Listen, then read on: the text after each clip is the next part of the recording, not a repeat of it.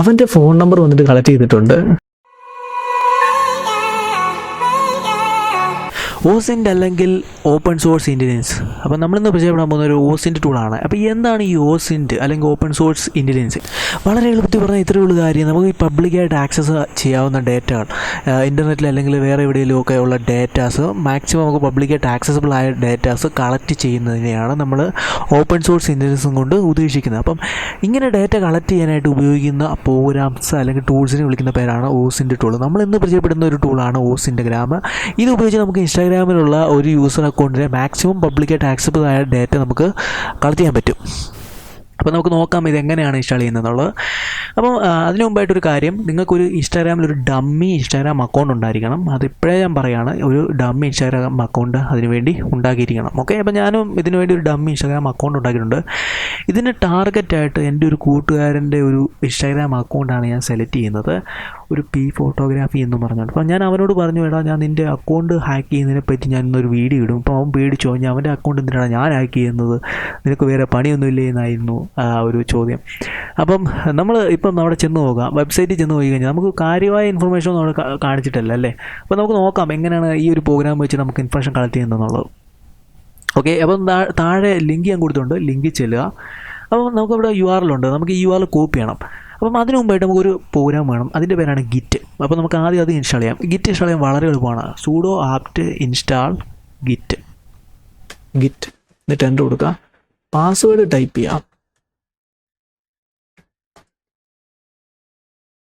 Okay, അപ്പോൾ ഞാൻ already തന്നെ ഇൻസ്റ്റാൾ ചെയ്തിട്ടുണ്ട്. അപ്പം അതിൽ നമുക്ക് ടെൻഷൻ അടിക്കാനൊന്നുമില്ല. ഇനിയുള്ളത് നമുക്ക് ഈ ഒരു പ്രോഗ്രാം ഡൗൺലോഡ് ചെയ്യുക എന്നുള്ളതാണ്. എന്ത് ചെയ്യണം? ഇവിടെ റൈറ്റിൽ കൊടുക്കുക, കോപ്പി കൊടുക്കുക, നേരെ വരിക, ഗിറ്റ് ക്ലോൺ സ്പേസ് ഇട്ടിട്ട് നമ്മുടെ URL പേസ്റ്റ് ചെയ്യുക അവിടെ, എന്നിട്ട് എൻ്റർ കൊടുക്കുക. അപ്പോൾ ഇതെന്ത് ചെയ്യുമെന്ന് പറഞ്ഞു കഴിഞ്ഞാൽ, ഈ ഒരു ഫയൽസ് നമുക്കിവിടെ താഴെ കാണാം അല്ലേ. ഈ ഫയൽസ് വന്നിട്ട് ഒരു ഫോൾഡറായിട്ട് ക്രിയേറ്റ് ചെയ്ത് നമ്മുടെ ഹോം ഫോൾഡറിൽ ഇടും. ഓക്കെ, അത്രയുള്ള കാര്യം. ഇപ്പം നമുക്ക് ഗിറ്റ് ഇല്ലെങ്കിലും കുഴപ്പമൊന്നുമില്ല. നമുക്കിവിടെ കോഡ് എന്ന് പറഞ്ഞൊരു ഓപ്ഷൻ ഉണ്ടല്ലേ, അത് ക്ലിക്ക് ചെയ്യാമെങ്കിൽ അവിടെ നമുക്ക് ഡൗൺലോഡ് സിപ്പ് എന്ന് പറഞ്ഞൊരു ഫയലുണ്ട്. അപ്പോൾ അതിൽ ക്ലിക്ക് ചെയ്ത് കഴിഞ്ഞാൽ നമുക്ക് ഡൗൺലോഡ് ചെയ്തിട്ട് അത് എക്സ്ട്രാക്ട് ചെയ്താലും മതി. സെയിം കാര്യം തന്നെയാണ്. അപ്പോൾ നമ്മുടെ കാര്യങ്ങളെല്ലാം കഴിഞ്ഞിട്ടുണ്ട്. ഇനി നമുക്ക് ആ ഫോൾഡറിനകത്തില്ല. അപ്പോൾ അവിടെ ഒരു ഫോൾഡർ ക്രിയേറ്റ് ചെയ്തിട്ടുണ്ട്. അപ്പം തീർച്ചയായിട്ടും ആ ഫോൾഡറിൻ്റെ പേര് OsIntgram എന്ന് പറയുന്ന ഫോൾഡർ ആയിരിക്കും ക്രിയേറ്റ് ചെയ്തിരിക്കുന്നത്. അപ്പോൾ നമുക്ക് അങ്ങോട്ട് ചെല്ലാം.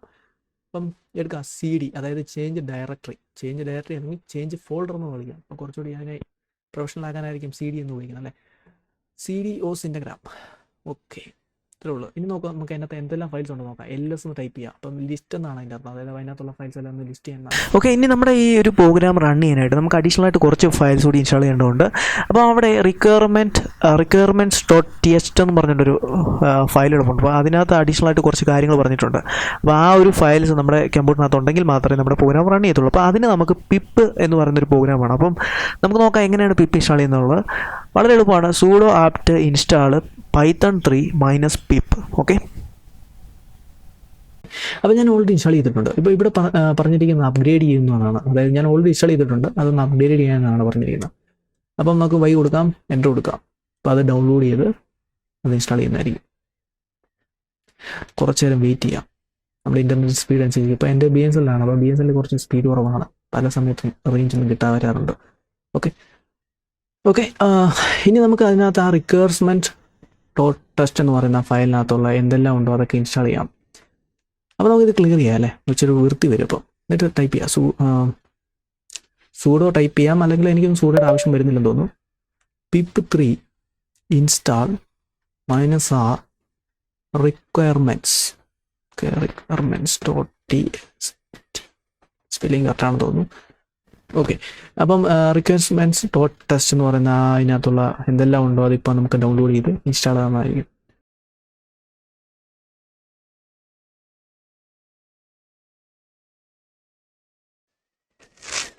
ഓക്കെ, അപ്പോൾ അത് കംപ്ലീറ്റ് ആയി. ഇനി നമുക്ക് ചെയ്യേണ്ട കാര്യം എന്ന് പറഞ്ഞാൽ, ഇതിൽ ഒരു കോൺഫിഗ് എന്ന് പറയുന്നൊരു ഫോൾഡർ ഉണ്ട്. നമുക്ക് നോക്കാം ഫോൾഡർ ഏതാണ്. ഓക്കെ, അവിടെ കിടപ്പുണ്ട്. CD config എന്ന് പറയുന്ന ആ ഫോൾഡറിനകത്ത് ചെല്ലുക. ഓക്കെ, CD എന്ന് പറഞ്ഞാൽ ചേഞ്ച് ഡയറക്ടറി. അതായത് ഇപ്പം നമ്മളിരിക്കുന്ന ഡയറക്ടറി അല്ലെങ്കിൽ ഫോൾഡർ ഏതാണ്, OsIntgram എന്ന് പറയുന്ന ഫോൾഡറാണ്. അപ്പോൾ നമുക്ക് അവിടുന്ന് കോൺഫിഗ് എന്ന് പറയുന്ന ഫോൾഡറിനകത്ത് കാണാം, അതിനകത്ത് കയറാം. എന്നിട്ട് LS ക്ലിക്ക് ചെയ്യുക. അപ്പോൾ അവിടെ എന്തൊക്കെയുണ്ടെന്ന് നോക്കാം.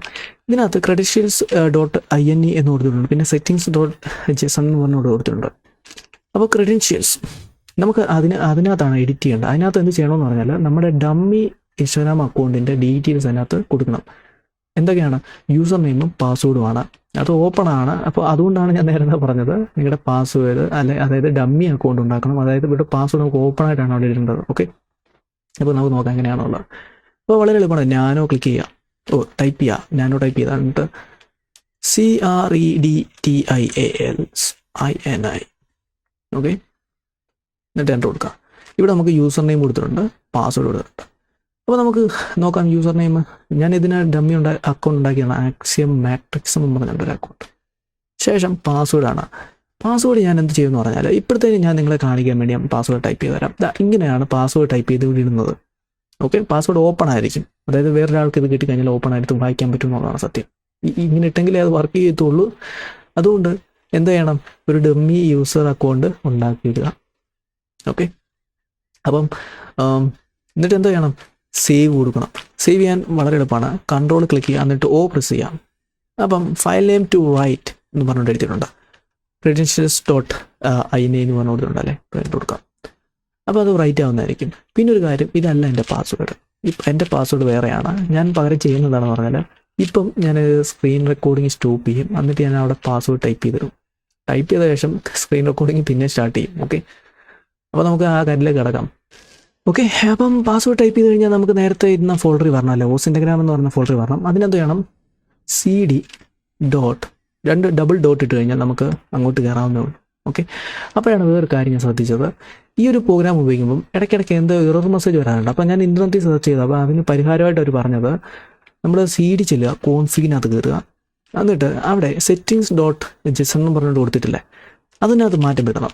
അതെങ്ങനെയാണ് നോക്കാം. ഞാനും ഒന്ന് ടൈപ്പ് ചെയ്യാം, settings.json. ഓക്കെ, എൻ്റർ കൊടുക്കാം. ഇതിനകത്ത് UUID എന്ന് പറഞ്ഞൊരു ഡിവൈസ് ID കൊടുത്തിട്ടുണ്ട്.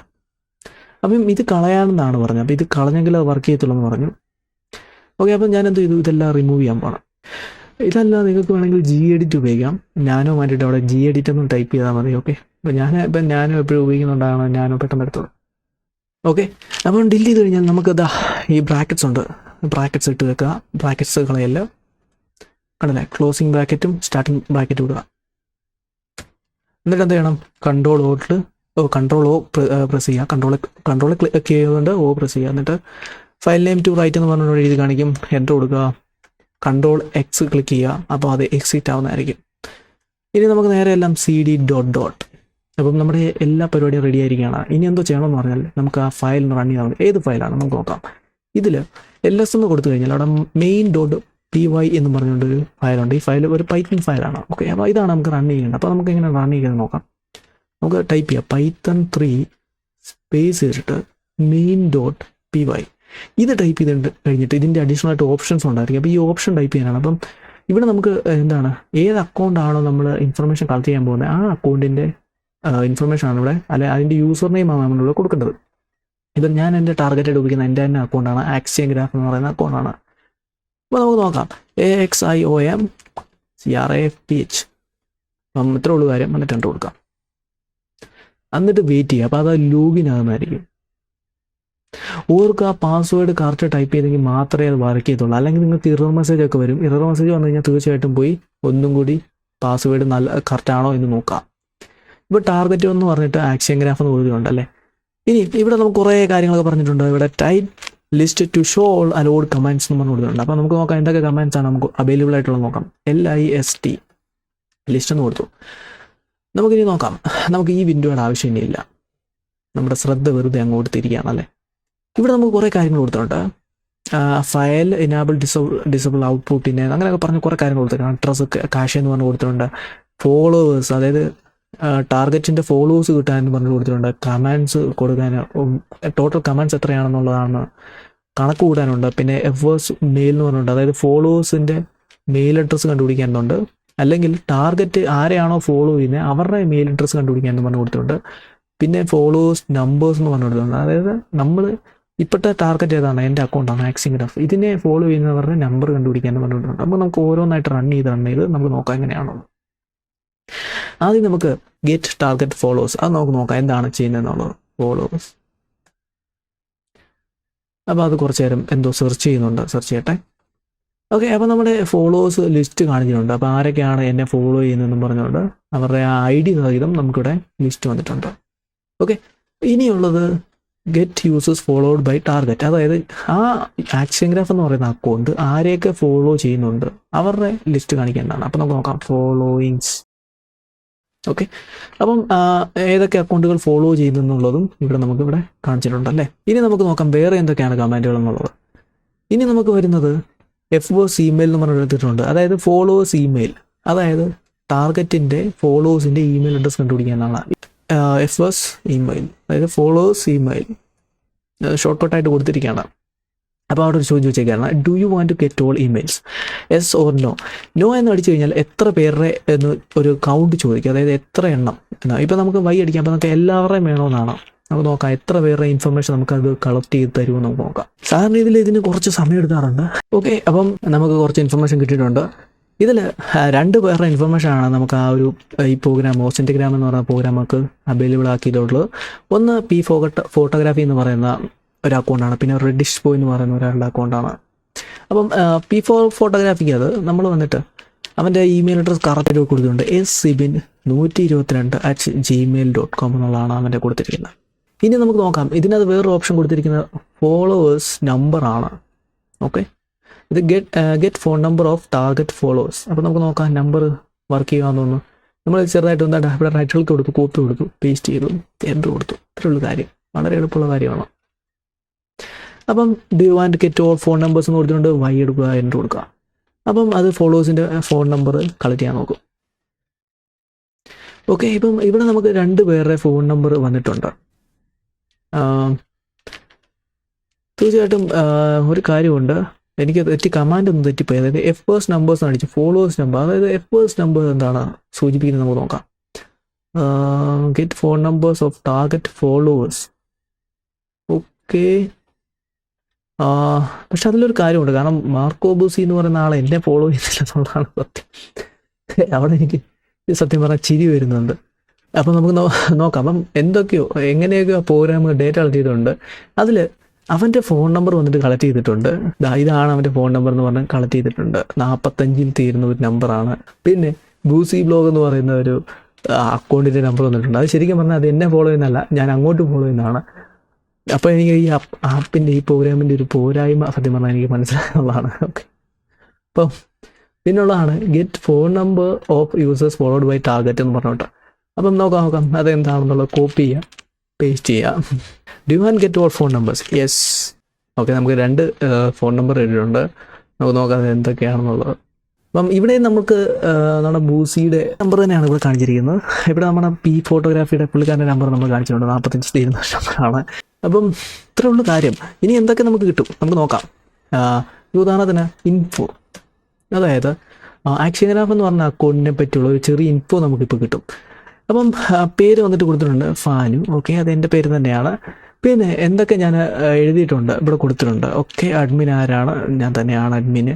പിന്നെ ഫോളോഡ് ബൈ 36 പേര് ഫോളോ ചെയ്യുന്നുണ്ട്, 33 പേരെ ഫോളോ ചെയ്യുന്നുണ്ട്. പിന്നെ ചോദിക്കുന്നത് ഒരു കാര്യമാണ്, ബിസിനസ് അക്കൗണ്ട് ആണോ ഇല്ലയോ എന്നുള്ളത്. ഫോൾസ്, ബിസിനസ് അക്കൗണ്ട് അല്ല എൻ്റേത്.